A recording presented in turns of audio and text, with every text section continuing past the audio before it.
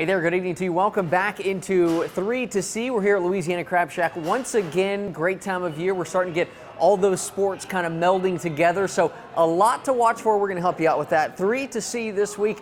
What's one of the 3 games you're watching for this weekend, Manny? So Baylor men's basketball team, #1 ranked in the country. They're playing in the Big 12 SEC Challenge, and they're going up against Florida. Now, Florida, they have some marquee wins, and Baylor and Florida, they both played Butler. However, Baylor men's team, they won. It was a lot closer of a game, but Florida, they ended up losing to Butler, and I'm really looking forward to this game just because, the men's team, when they were hosting Oklahoma, it seemed like the Bears were one step ahead the whole game. However, towards the end of the game, the Sooners could have very easily had that, victory in their pocket if that, that three-point shot would have gone in. So I think this will be a really good test for the Bears, just taking a break from that conference play in the Big 12 SEC Challenge, just to see how they match up and to see if Jared Butler can get back in the groove of things, because he's a very big-time threat from the three-point line. And, last game, not so hot, but, definitely looking forward to that. And I am going to pick the Bears on this one. I think that, maybe they're going to get their, juices flowing and kind of get back in the swing of things to get that dub.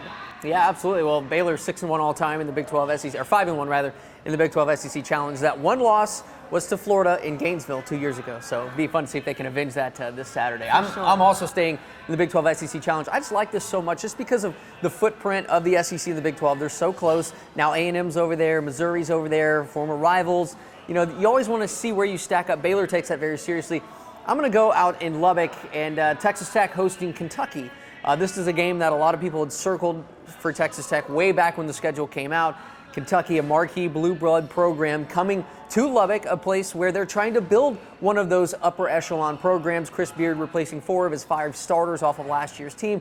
We've seen them struggle at times. We've seen them, against a good team like Baylor. Baylor was able to go in there and win. Kentucky going to present a similar challenge, but hey, they played the #1 team in the country, and Baylor close in their home building, so that's got to give Tech fans some optimism about that. But just seeing how they stack up, it's a very young team. We mentioned 4 of their 5 starters gone off in the national championship team last year, but they do have talent. Jamias Ramsey, one of the most talented young guys in the country, he was really off against TCU the other night. So we'll see at home. Young players, role players, that's where they flourish, especially in an environment, 15,000 fans at Texas Tech, a blackout, going to be a heck of an environment. So, I'm gonna pick the Red Raiders. Maybe that's a homer pick, I don't know, but I like the young talent they have that can rise up in those situations where they're certainly more comfortable at home. So, football still going on. Any other games kind of catching your interest this week? Well, of course, we have the Pro Bowl, and I think I'm really excited because, some people, they try and, brush off the Pro Bowl saying like, oh, it's not that exciting. But if you think about it, it's really neat because you get to see all of the best players that are not in the Super Bowl. They get to play together. Drew Brees is, he'll have Zeke Elliott in the backfield. Pete Carroll, he's coaching the NFC team. John Harbaugh coaching the AFC team. And I'm really looking forward to seeing how that NFC defense can match up to the AFC, having Lamar Jackson, of course, Mark Ingram, in the backfield, the Ravens, how they ended their season against the Titans. I am going to take the AFC. The fact with Harbaugh calling the shots, and he alluded to the fact about, we might see some different surprise stuff, not the non-traditional kind of football type stuff. So I'm looking forward to that one. But yeah, I'm going to take the AFC in this one. Always a bag of tricks with Harbaugh and the Ravens and that coaching staff. I love all-star games. It's so cool seeing all the different helmets playing on the same team. You get to see, guys from other teams that you admire. They're on your team for one day. So I'm going to stay along those lines, but I'm going to go to the college level. The Reese's Senior Bowl this Saturday at 1:30, Mobile, Alabama. It's such a cool environment. I went down there and covered it a couple years ago.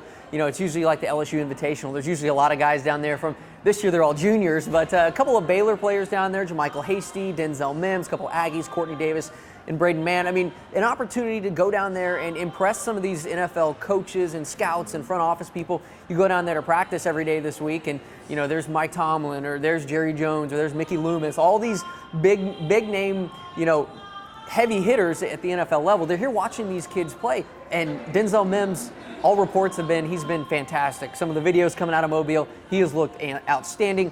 He's on the North team along with Courtney Davis, JaMychal, and Braden Mann. I don't know how Baylor and A&M are somehow north in this country, but that's for another day. It's going to be a lot of fun to see what they can do and impress in that game-type atmosphere. It's going to be their last game where they can really show out what they have until the NFL draft. So last year, 10 players from the Senior Bowl went in the first round, 93 selected overall. So these are the guys that we're going to see playing for the next several years in the NFL. So, I feel like I'm going to go against the Baylor and A&M guys, but I got to take the South squad. It just seems, it's a very talented group of guys. You got, the SEC for the most part, the Big 12 for the most part, all coming together. I really like, the South to win this game. It doesn't matter at the end of the day. It really doesn't, because it's about seeing these guys play. So, I'll pick the South, but I really am looking forward to seeing Denzel play in a game-time situation. So, going to be a lot of fun to watch that. 1:30 Saturday, Lad People Stadium in Mobile, Alabama. Maybe a little bit closer to home. What's another game that you're watching out for over this next week?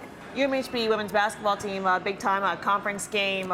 They're facing Concordia on the road. Now, the Crusaders, they already played Concordia earlier this season, and they won. It wasn't like a very large margin of victory. However, this is going to be a really good test for the Crew, just to see kind of where they stand in the ASC West Division, just because Concordia is in third place, right behind UMHB and HSU. So, I think that if the Crusaders play them and they kind of win in a blowout fashion, it can just really, they can see, okay, we've improved a lot from this from the beginning of the season. Or if they're kind of behind the eight ball a little bit, maybe if they don't play as well. But this will be just another big time conference win for them if they can get that. And so I am going to take the Crew, though. I think that their team's playing very, very well, and not just their starting five. I mean, they definitely have some depth. Kim Mulkey always talks about if your bench players can play well against starters, it says a lot. And the Crusaders, their non-starters have been performing well. So definitely, I'm excited for that game, taking the Crew. Yeah, should be fun. This time of year, we got basketball going on. We still got a long way to go in basketball, but I start to get the itch every time this year. Baseball. I hear. We took batting practice with the softball team the other day. Baseball and softball right around the corner, and I tell you what, I'm looking forward to another fantastic season from Mitch Thompson and the crew out there at MCC. Another talented squad. We're out there talking to them today. A lot of expectations for them, but they built this program to where Grand Junction going to the World Series is the expectation. So I'm looking forward to seeing them open the season. I love that they play their games during the day. It's fun to get over there, watch a little matinee baseball, opening the season on next Friday against Midland Junior College. The Shaps returning, they went out there last year, so the Shaps returning the favor this year. So, they got another really good squad, a really, really good coaching staff that Coach Thompson has out there at MCC. And so, I'm looking forward to getting out there a lot this year and watching what they have, because this certainly seems to be a team that's poised for another run to Grand Junction. For sure, absolutely. Yeah, I'm looking forward to MCC as well. I mean, they always have some all-star softball and baseball teams. Yeah, for sure. should be a lot of fun. So get out there, check those out, and then swing by here, Louisiana Crab Shack. Got some really good food. We got TVs everywhere as we get closer to the Super Bowl right here on Fox 44. This is a great place to take it all in. So come in, check it out. We'll be back again next week for 3 to see. But until then, she's Mandy, I'm Matt. We'll talk to you later.